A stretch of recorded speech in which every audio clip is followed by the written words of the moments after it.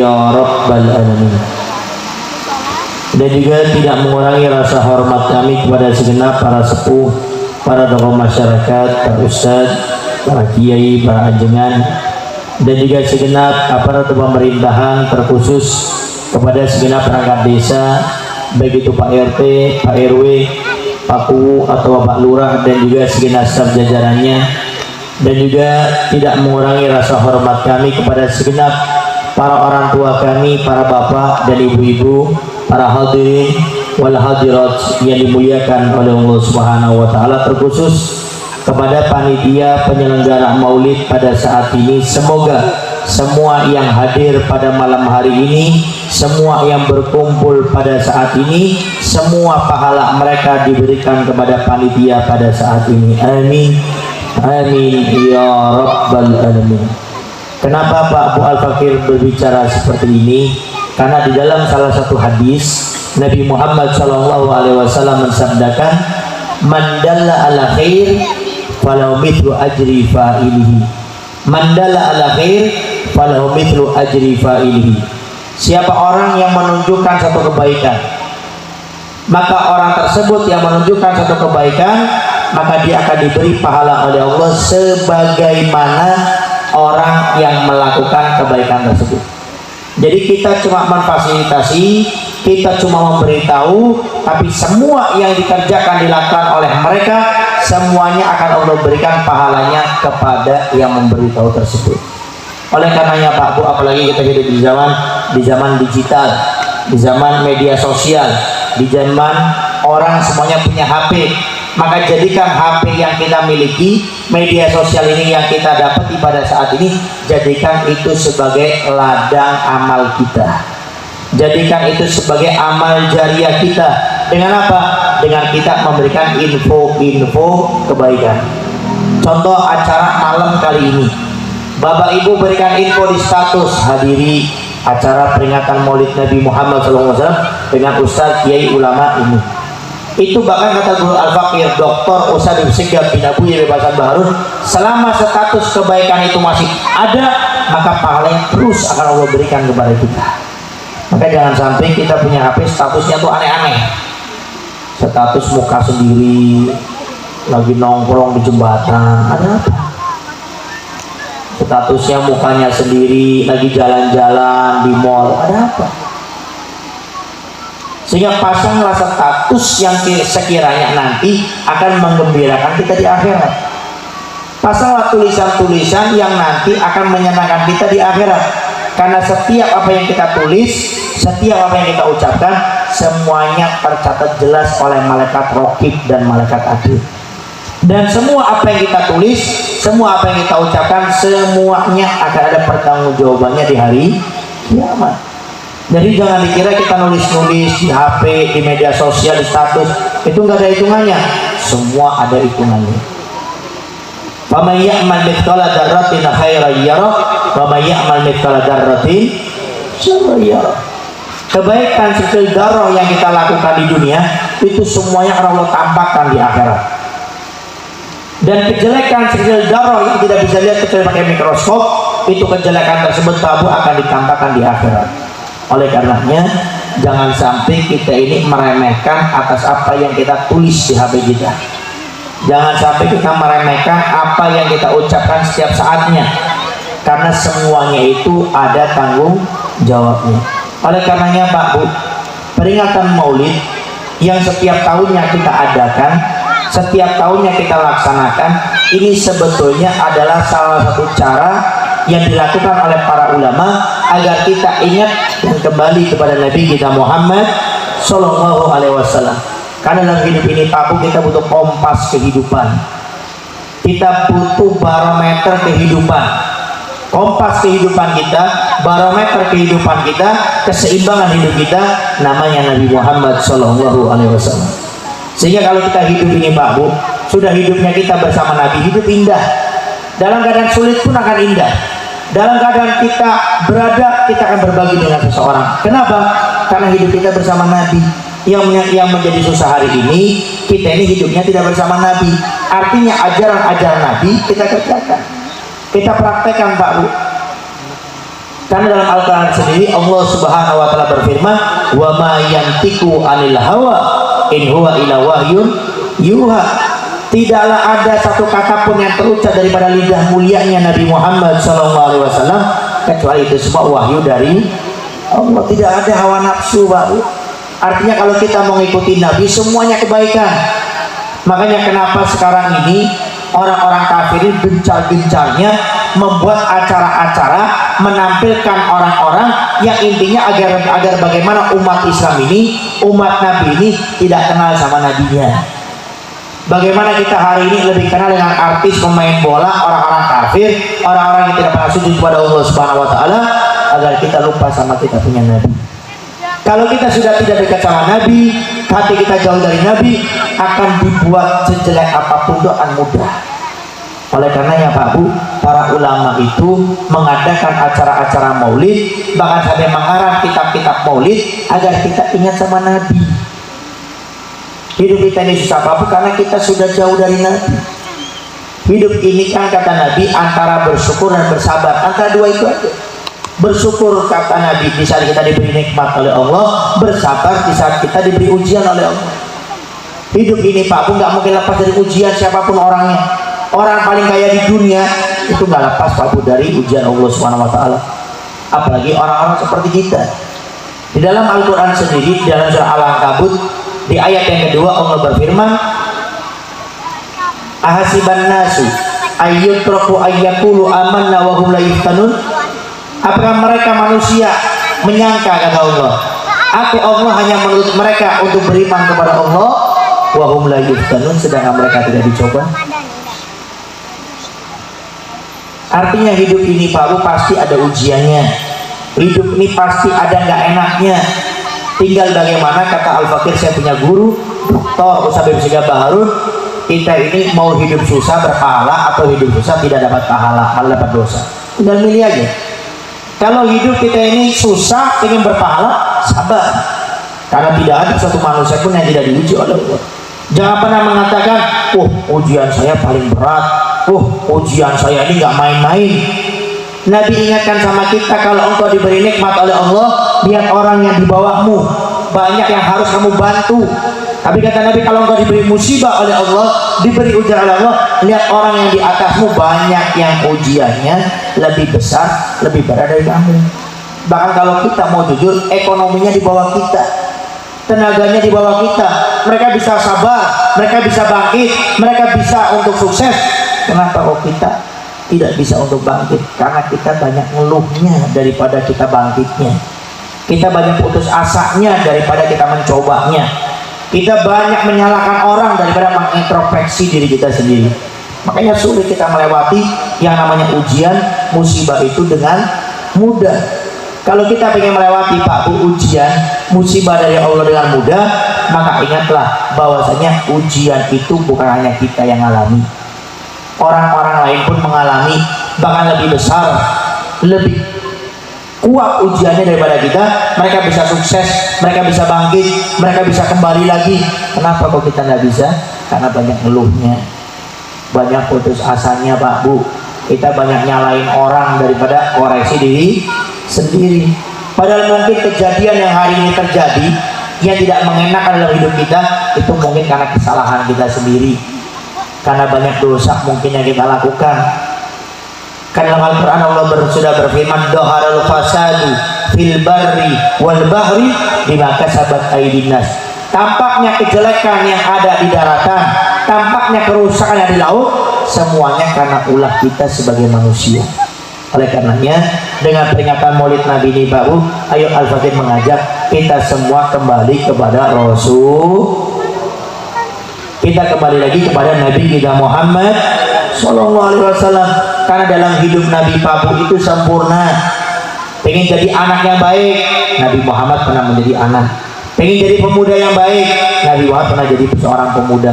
Pengen jadi orang tua yang sukses, Nabi Muhammad pernah jadi orang tua. Pengen jadi suami yang terbaik, Nabi Muhammad pernah menjadi seorang suami. Pengen jadi pemimpin yang baik, Nabi Muhammad pernah menjadi seorang pemimpin. Sehingga tinggal satu kita baca Pak. Tak kenal maka dah sayang. Bagaimana kita akan sayang cinta sama Nabi satu saja Pak Bu, buku tentang Nabi Muhammad di rak rumah kita tidak ada. Di rak kita punya buku-buku, ada buku fisika, biologi, matematika, tapi buku tentang Nabi Muhammad tidak ada. Bagaimana cinta ini akan tumbuh Pak Bu? Kita ingat Nabi paling bulan Maulid. Setelah bulan Maulid menyaho, nggak tahu sih. Ingat sama Nabi pun bulan Maulid, mungkin karena jadi MC, karena nyebut-nyebut nama Nabi Muhammad. Bahkan ustadznya sekalipun ingat sama Nabi Muhammad, kenapa ceramah tentang Nabi Muhammad? Kalau enggak. Para hadirin wal hadirat yang dimuliakan oleh Allah Subhanahu wa taala, apalagi saya lihat dari tadi ini banyak anak kecil. Dan tadi saya lihat ada ibu-ibu itu bawa anaknya. Maka Pak Bu, di sini ada 4 cara yang Nabi tawarkan kepada kita. Kalau ingin punya anak yang soleh dan soleha, Nabi tawarkan ada 4 cara. Kalau kita lakukan, insya Allah kita semuanya akan dapat anak yang soleh dan soleha. Satu Pak Bu, yang pertama yang Nabi tawarkan adalah kalau kita ingin punya anak yang soleh dan soleha, satu, orang tuanya harus jadi contoh yang baik. Orang tuanya harus jadi contoh yang baik. Yang kedua, memberikan pendidikan agama semenjak dini.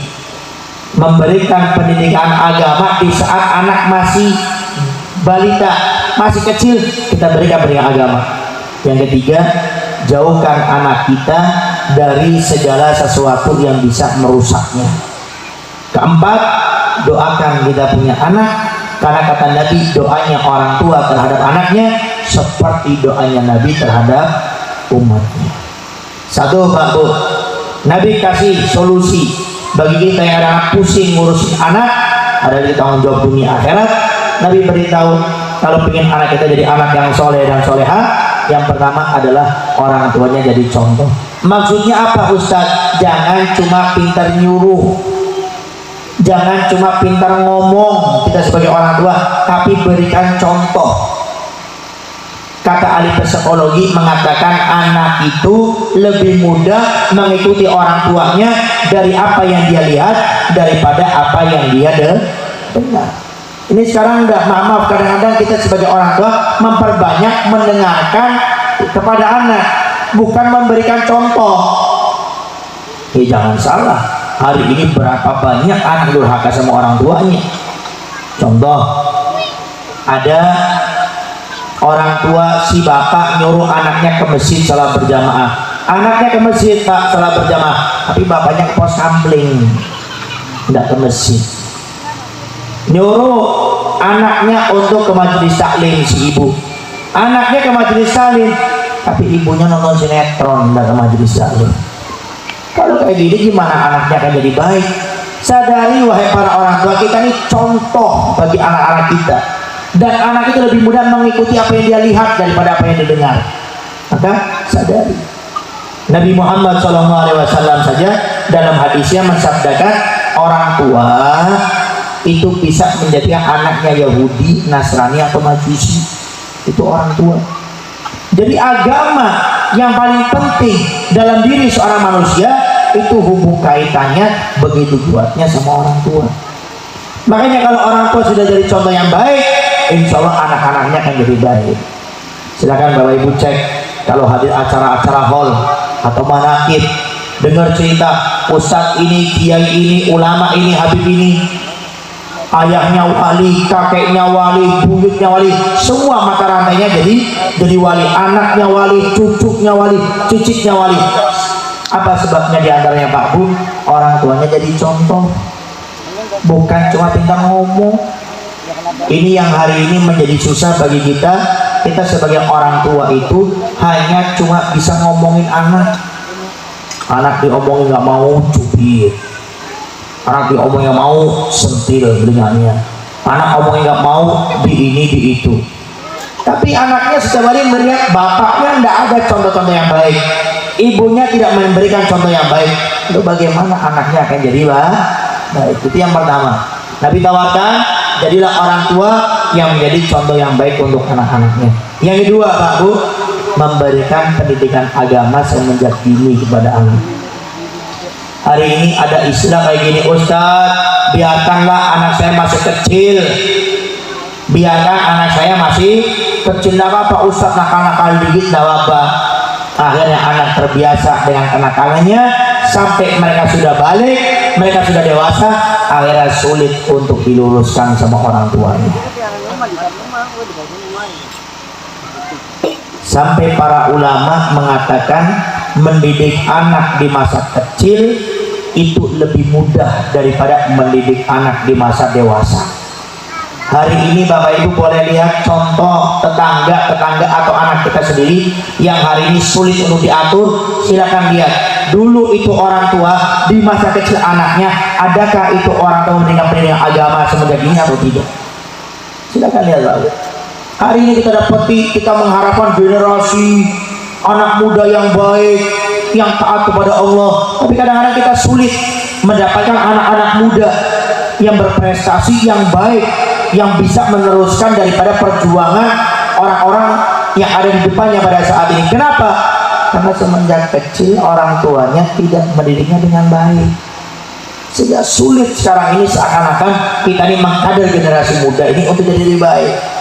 Karena mau nggak mau Pak Bu, orang tua peran terbesar. Ustadz, kiai, ulama ngajar di pondok pesantren, ngajar di majelis taklim, di masjid, di mushola, anaknya pulang kembali lagi ke orang tua. Maka solusi yang ditawarkan oleh Nabi, didik anak kita semenjak ini dengan baik. Dalam hadis yang sering kita dengar, Nabi sabdakan, muru auladakum bisolati bisab'i, perintahkan anakmu untuk sholat semenjak usia 7 tahun. Dan kalau masuk usia 10 tahun dia tidak mau sholat, pukullah dia dengan pukulan yang tidak menyakitkan. Nabi sudah tawarkan, didik semenjak dini. Kalau kita masih ingat, anak kita baru lahir disunahkan diadani, di telinga kanannya diiqomati, di telinga kirinya. Apa sebabnya? Para ulama menjelaskan, di antara dalam kitab Tarbiyatul Aulad karena dari Umar bin Hafid menjelaskan agar anak pertama kali dia lahir yang didengar adalah namanya Allah dan Rasulnya. Agar anak pertama kali lahir yang dia lihat, yang dia saksikan adalah ajarannya Nabi kita Muhammad Sallallahu Alaihi Wasallam. Dan ini Pak Bu yang paling penting, mendidik anak semenjak dini. Kalau kita sudah bisa didik anak Pak Bu sebenarnya ini nggak bakal kesusahan Pak Bu. Nanti di masa dewasanya kita nggak repot. Sekarang anak semenjak kecil nggak dididik dengan baik, anaknya dewasa ngelawan sama orang tua, berani sama orang tua. Tiba-tiba orang tua datang kepada ustadz, ke ulama, kepada habib, bawa cai, bawa air putih, minta doa. Habis itu diminumkan ke anak, berubah jadi soleh dan soleha. Kalau gitu nggak usah dididik, kasih air aja yang banyak. Maka betul-betul mendidik anak itu semenjak dini dengan baik. Kalau kita nggak bisa Ustadz, bagaimana? Kalau kita nggak bisa, masukkan ke pondok pesantren, letakkan di madrasah, bawa ke majelis-majelis taklim. Nih ingat wahai para ibu, ini aman daripada Imam Ghazali, pengarang kitab Ihya Ulumuddin, Bidayatul Hidayah, Ayyuhal Walad. Beliau menjelaskan dalam manaqib biografi kehidupannya, beliau katakan, saya jadi ulama seperti ini bukan karena saya ini rajin mondoknya saja, bukan karena saya ini mengulangi pelajaran saya saja dengan baik, tapi saya menjadi ulama seperti ini karena semenjak dini, semenjak kecil saya dibiasakan oleh orang tua saya dibawa ke majelis,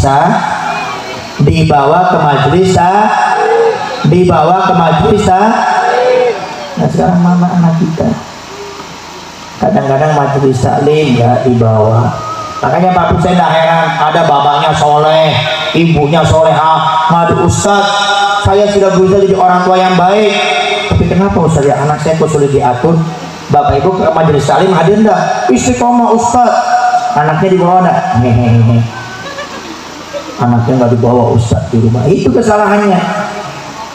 Imam Ghazali semenjak kecil dibawa oleh orang tuanya ke majelis taklim dan ditaruh di tempat duduknya, ditaruh di pangkuannya, Sekarang orang tuanya di mana, bapaknya di mana, ibunya di mana, anaknya di mana. Makanya saya tidak heran kenapa di majelis-majelis taklim, di masjid, di musola banyak anak kecil pada ribut. Bahkan kadang yang sudah gede pun tidak mencerminkan dengan baik. Di majelis taklim ngobrol, main HP, ya repot. Bagaimana kita bisa mendapat generasi yang baik? Kadang-kadang aja kadang kita mendapati anak-anak mudanya juga tidak bisa jadi contoh yang baik untuk adik-adiknya. Sehingga akhirnya Imam Ghazali mengatakan, saya diletakkan di pangkuan saya punya orang tua. Kemudian orang tua saya mendoakan, ya Allah, jadikan anak saya Ghazali seperti ulama tersebut. Kemudian setelah selesai, saya dibawa oleh ayah saya menuju kepada ulama tersebut. Kemudian ayah saya memintakan doa. Oleh karena sebab itulah kata Imam Ghazali, saya menjadi ulama seperti ini. Jadi orang tuanya membiasakan memberikan pendidikan agama semenjak dini. Kemudian yang ketiga yang Nabi tawarkan adalah, ini menurut Al-Fakir yang paling penting, yang banyak orang tua kecolongan. Apa itu? Menjauhkan anak dari segala sesuatu yang bisa merusaknya, khususnya yang namanya HP. Silakan Mbak Bu, lihat anak-anak kecil di hari ini yang megang HP. Coba lihat kayak apa karakternya. Kayak apa coba karakternya? Anak masih kecil dikasih HP. Alasan orang tuanya, Ustadz biar makan nurut, habis makannya. Tapi coba kalau udah selesai makan, coba bapak ibu ambil HP itu dari anak. Kalau nggak ribut anaknya, kalau nggak nangis, nggak solusi ternyata. Ada Ustadz, anak saya kasih HP biar di rumah Ustadz, biar nggak keluar rumah, biar nggak rusak.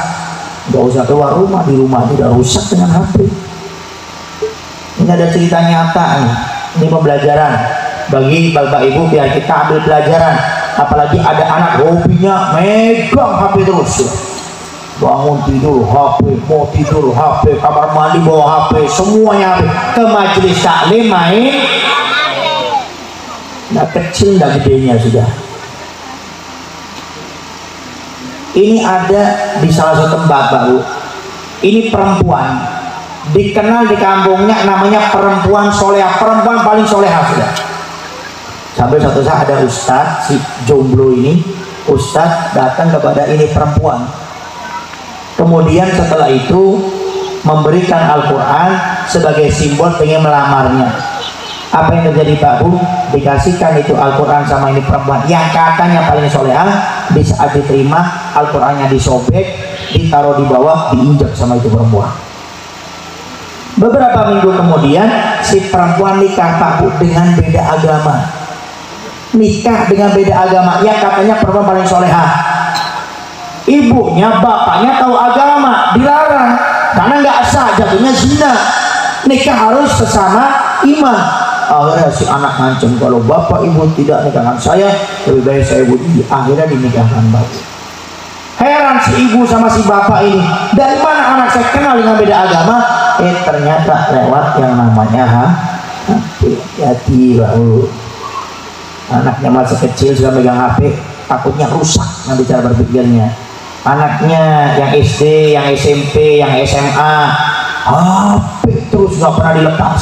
Hati-hati, jangan kecolongan. Nanti anak sudah mulai gaya-gaya, dari rambutnya sudah mulai gaya-gaya, dari gaya bicaranya, gaya-gaya, dari pakaiannya, minyak wanginya, gaya kayak orang culun.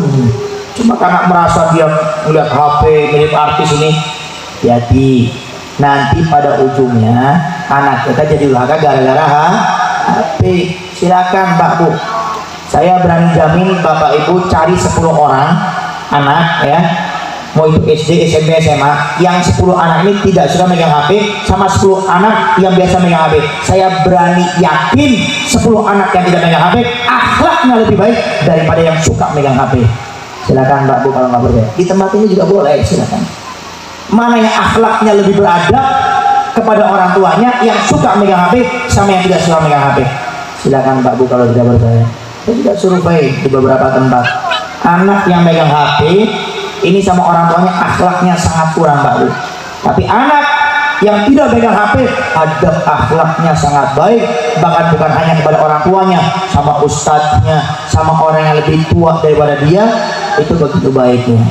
Oleh karenanya, hati-hati Pak Bu, jauhkan anak kita dari segala sesuatu yang bisa merusaknya, khususnya yang namanya HP. Kalau kita sudah berani memberikan HP kepada anak kita, siap-siap didiknya dengan penuh perjuangan Pak Bu. Cuma ini Al-Fakir kasih saran Pak Bu, kebetulan di luar sana sudah beberapa orang tua mempraktekkan dan alhamdulillah anaknya jarang megang HP, bahkan sampai tidak megang HP sampai saat ini. Sampaikan nanti pulang dari tempat ini Pak Bu besok hari, sampaikan, anak, Bapak Ibu tidak akan melarang kamu untuk main HP karena kamu sudah terbiasa main HP, tapi mulai hari ini nak, Bapak Ibu akan batasi kamu main HP. Sehari kamu main HP cuma Bapak Ibu kasih waktu 2 jam. Sampaikan Pak Bu sama anaknya yang kecil, yang SD, SMP, SMA, sampaikan kepada mereka, Bapak Ibu tidak akan melarang kamu main HP, tapi Bapak Ibu akan memberikan waktu kepada kamu 2 jam setiap hari. Sudah, HP-nya pegang, jangan kasih anak untuk megang HP, pegang. Nanti dia pulang sekolah jam 2, setengah 3, dia datang, Pak Bu, HP. Baik, main berapa jam? Setengah jam. Nah, sekarang jam setengah 3, setengah jam, jam 3. Baik, nanti 10 menit sebelum setengah jam, ingatin, nah 10 menit lagi jam 3, nanti 10 menit lagi Bapak Ibu ambil. 10 menit lagi nanti Bapak Ibu ambil. Sehingga di saat kita ngambil HP, anak gak begitu berat. Kenapa? Sudah diingatin 10 menit sebelum diambil. Kemudian nanti sore jam 5, Pak Bu, HP berapa jam? Sejam. Baik, nah ini jam 5, nanti jam 6 Bapak Ibu ambil. Kasih 10 menit sebelum 1 jam, ingatkan lagi. Nah 10 menit lagi 1 jam, nanti Bapak Ibu ambil ya. Ya Pak Bu, 10 menit ambil. Sampai seperti itu Bapak Ibu lakukan setiap hari, insya Allah setelah 1 bulan 2 bulan Bapak Ibu akan memetik hasilnya. Anak jarang megang HP, bahkan tidak suka main HP. Kenapa saya bilang seperti ini Pak Bu? Semua kejelekan itu terakses di sini Pak Bu. Semua kejelekan. Berapa banyak bakal saya sampaikan, anak-anak yang baik, anak-anak yang sudah ke masjid, yang taat sama orang tuanya, rusak gara-gara HP. Tidak bisa menghormati orang tuanya, tidak bisa menghormati gurunya. Kenapa? Karena sudah tertipu dengan HP. Makanya saya punya guru, Dr. Ustadz Rizky Harun, mengatakan dajjal zaman sekarang itu namanya HP. Dajjal zaman sekarang itu 2004 yang lalu baru. Tahun 2004 yang lalu, sudah 20 tahun yang lalu, dan sekarang terbukti berapa banyak anak-anak kita rusak gara-gara HP. Para hadirin wal hadirat yang dimuliakan oleh Allah Subhanahu wa taala, yang terakhir, yang keempat yang Nabi tawarkan agar anak kita jadi anak yang soleh dan solehah adalah selalu mendoakan kita punya anak. Karena Nabi Muhammad SAW sudah pernah mensabdakan, doanya orang tua terhadap anaknya seperti doanya Nabi terhadap umatnya. Dan ini kisah sebagai penutup juga Pak Bu. Ini kita saat ini di Cirebon. Ini saya biasanya nyontokannya di Polres Baharu, karena di Kuningan ini di Cirebon. Di Cirebon ada namanya Habib Mikdad Baharu, pendiri Pondok Pesantren Al Khairiyah atau Majlis Al Kisah. Beliau ini Pak Bu punya ayah, punya abah namanya Habib Qasim Baharu, kuburannya di Pondok Pesantren Dalwa. Itu beliau di masa hidupnya pernah ditanya oleh salah seorang jamaahnya, Habib, saya lihat anak Habib sukses, jadi ustadz, jadi kiai, jadi ulama, punya pondok pesantren, muridnya banyak. Kira-kira Habib, resepnya apa? Kok anak Habib sukses seperti ini? Camkan Mbak Bu.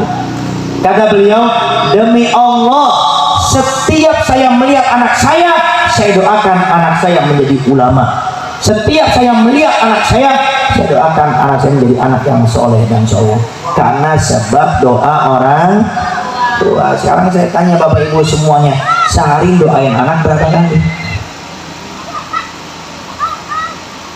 Halo bu, sehari doain anak berapa kali? Saya bantu jawab, mungkin kalau ingat. Kalau ingat Ustaz saya doakan. Kapan doanya? Habis sholat 5 waktu. Itu pun kalau ingat. Kalau nggak ingat wayahna, ya sudah tadi doain. Belum lagi Pak, buka dan kadang ada orang tua yang di saat anaknya tidak baik, anaknya tidak sopan, diucapkan dari mulutnya orang tua, setan kamu ya. Akhirnya anaknya sifatnya seperti setan, apa? Sombong, nolak kebenaran, meremehkan orang. Takutnya apa yang kita ucapkan dikabulkan oleh Allah.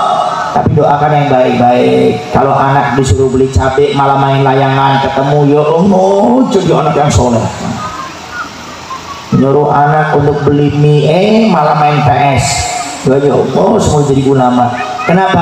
Karena doanya orang tua terhadap anaknya seperti doanya Nabi terhadap umatnya. Maka pulang dari tempat ini Pak Bu, ayo biasakan lihat anak didoakan, khususnya habis sholat 5 waktu.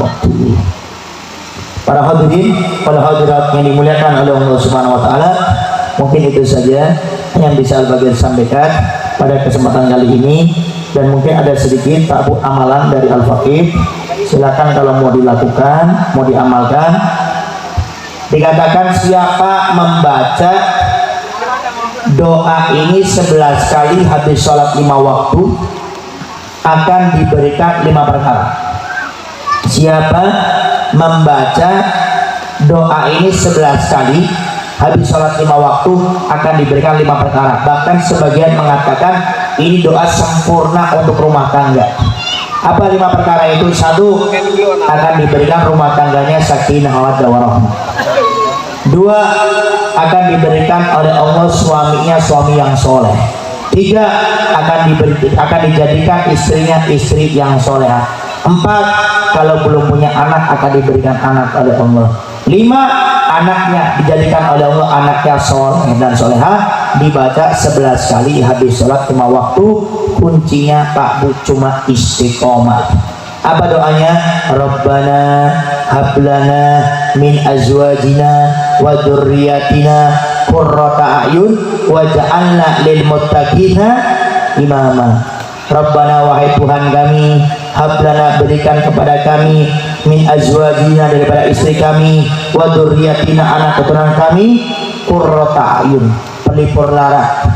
Artinya istrinya jadikan istri yang soleha, anaknya dijadikan anak yang soleh dan soleha.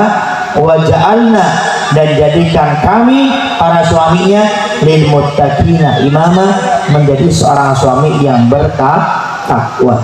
Itu dibaca 11 kali habis sholat 5 waktu. Coba kita baca sekali Pak Bu sebagai penutup. Kita baca bersama-sama. Bismillahirrahmanirrahim. Rabbana hablana min azwajina wa dzurriyyatina qurrata a'yun waj'alna lil muttaqina imama. Wahai Tuhan kami, berikan kepada kami dari istri kami dan anak keturunan kami yang soleh dan soleha, dan jadikan kami sebagai seorang suami yang bertakwa kepada Allah Subhanahu wa taala. Sekali lagi, itu silahkan diamalkan, gampang Pak Bu, dibaca 11 kali habis sholat 5 waktu. Semoga rumah tangga kita semua jadikan oleh Allah rumah tangga yang sakinah mawaddah warahmah. Allah jadikan suami kita suami yang soleh, Allah jadikan istri kita istri yang solehah, Allah jadikan anak-anak kita anak-anak yang soleh dan solehah, anak-anak yang berbakti kepada kita, mendoakan kita baik di masa hidup kita atau meninggal kita, dan semoga dengan acara maulid pada saat ini semoga dosa kita semuanya diampuni oleh Allah, derajat kita diangkat oleh Allah, semua amal ibadah kita diterima oleh Allah Subhanahu wa taala, dan semoga orang-orang yang sudah mendahului kita, yang sudah meninggal dunia, baik orang tua kita, keluarga kita, kerabat kita, khususnya muslimin muslimat di tempat ini, semoga kuburan dengan taman daripada taman surganya oleh Allah Subhanahu wa taala, dan di akhirat mendapat syafaat daripada Nabi Muhammad sallallahu alaihi wasallam.